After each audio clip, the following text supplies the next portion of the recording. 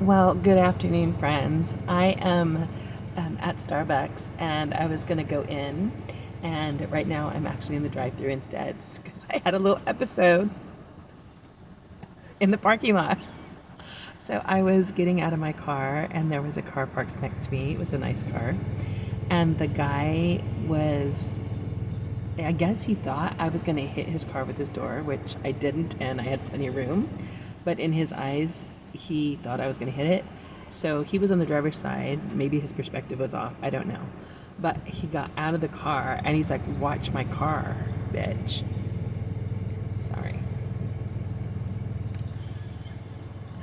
So today's moment is on humility.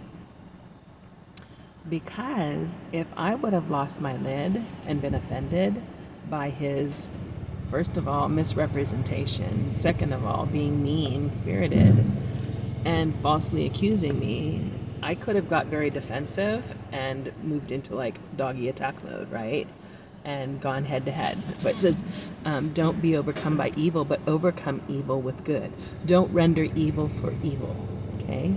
So that's like, whew, man, exercising that in those moments where you've done nothing wrong, you're being falsely accused, you're, someone's coming at you in attack mode, and then like to just diffuse, whew, and then to still bring life in what you do. So I just had a moment, and I'm telling you, I feel like I'm not shaking, but I feel unnerved. You know how you feel when that happens. But I just feel like in this moment, it's so important to be reminded that, because the answer was humility. So in that moment, in that breath, in that, help me, Lord, I just said, "Oh, I'm sorry, sir. You must be mistaken. There's plenty of room between me and your car, and I'm not the thing that you said." And he looked at me and he got in his car and he slammed the door.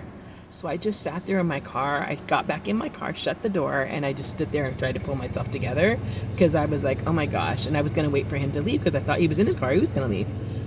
And then, so I'm just sitting there, and then I started praying for him. It says, "Lord, pray for your enemies." He's not my enemy. No one's my enemy. And if I pray for them, then it helps me to see them in the right light, and it helps me to move in with love, and it helps me to bless them even when they're cursing me. So I began to bless him, and I don't know what his day is like, Lord. I don't know what his life is like. I don't know what difficulty in him would cause him to rise up in the way that he did in this moment, but I'm asking you to bless him. And I began to call heaven's blessing down on him. Do you know what? I was sitting there in the parking lot.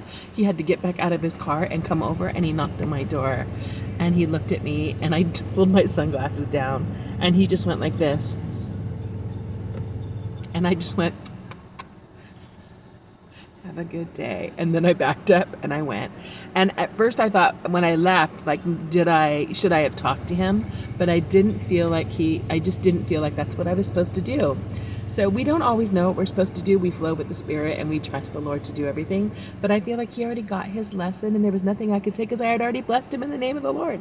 And so for those of you who are muddling through like me, trying to learn what love looks like, trying to stay in a spirit of humility and kindness, as you get exercised in the lessons that life brings you, I hope that you too would take that deep breath and that you would respond with love and kindness, and that you would be able to overcome evil with good.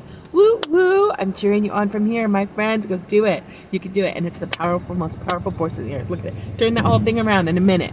Bye for now.